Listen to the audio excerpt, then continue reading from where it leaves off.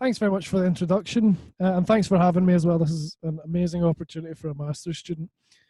So the title of my talk today is Quantifying Platinum Group Element, or PGE Enrichment, through unsupervised learning of optical data. As you can see, I got a bit ahead of myself and was hoping that I would be able to include EDS data in my talk. Unfortunately, pandemic and all that, you've all heard it all, I'm sure. So yeah, before I jump into it, I'd just like to thank my co-authors, who are just a wonderful group of scientists from University of Glasgow, University of Manchester, and our industrial partners at LIG Nanowise in Manchester as well. Special thanks to Dr. Sebastian Villan, who has produced all the optical images that I'll be showing off later.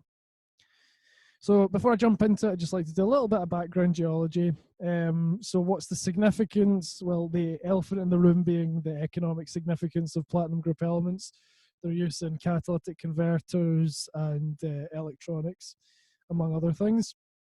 However, there's great academic interest as well, believe it or not. These are open system magma chambers which are recording these successive fresh pulses of magma, and so they're actually quite key to understanding magmatic processes more broadly. And finally, the models for PGE reef formation is still being highly debated. There's sort of three main schools of thought there. So we've chosen to look at the RUM suite because this is quite analogous to other intrusions such as the Bushveld complex. The Bushveld complex being the world's most rich platinum reserve and PGE reserve in general. So this is a little outcrop here from the Morensky Reef in the Bushveld. And here is a hand specimen from the Isle of Rum. And what this shows is we've got our macro layers are essentially moving from peridotite up to, at the base, up to an orthosite or troctolite at the top. And as we have a new pulse of fresh and primitive peridotite coming into the magma chamber, at the interface between these two lithologies, we find chromatite seams forming. And these sort of laterally extensive 2-ish millimeter bands are where we find by far the most platinum group elements, and also like alongside sulfides. So why do we bother with RUM at all? Why not just go straight to the Bushveld?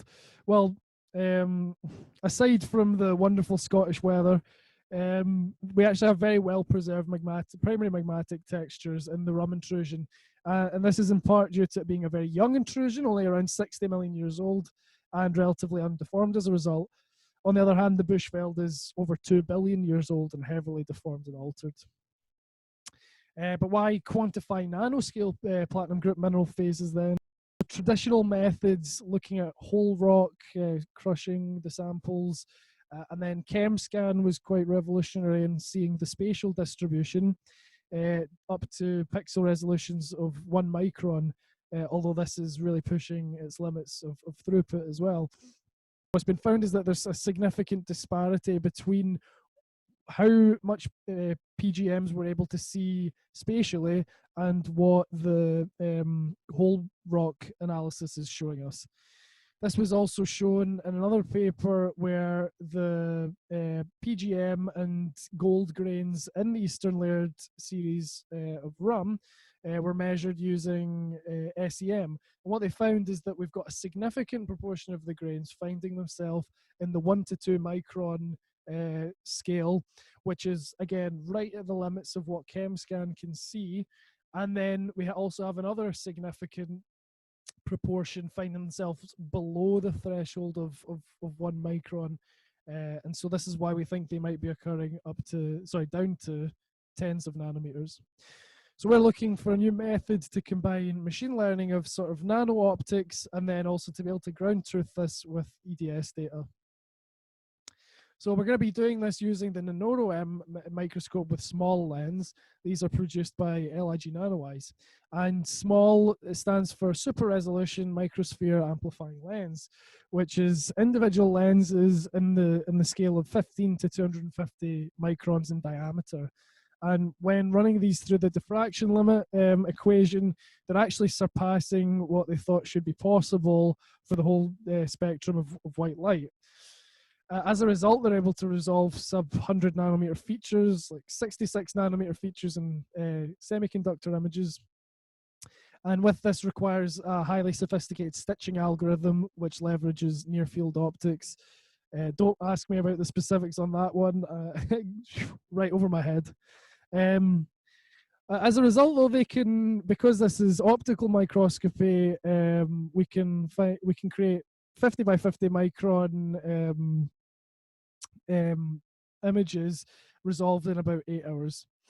In terms of sample preparation, the thin sections need to be polished, much like for the SEM, because there's actually a risk of imaging surface defects if we don't do this. So hopefully that kind of puts into context, yeah, the high resolution these are.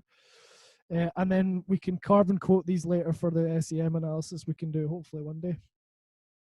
In terms of data analysis, this is just a kind of overview image just with standard 100 times oil immersion. And we're going to be kind of zooming in on this area here where we've got a bit of chromite and lots of shiny sulfides and perhaps some PGM as well. This here is a side-by-side comparison of the 100x and the small of the exact same sort of almost 50 by 50 area, micron area. And it's pretty stark to see the clarity you get from the small lens.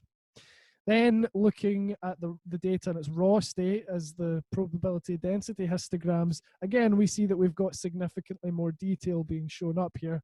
This kind of shoulder on the blue spectrum being a sort of quite prime example of that. Also important to note, apologies that the figures aren't so great, but the intensity, the color intensity is about 25 points higher on the integer scale, starting at 75 as opposed to 50. So moving forward, we want to be able to then cluster this image. The whole point is to be able to quantify the mineralization. So we're using k-means clustering. It's an unsupervised machine learning method which creates reproducible, consistent, robust, quantitative data that we can use.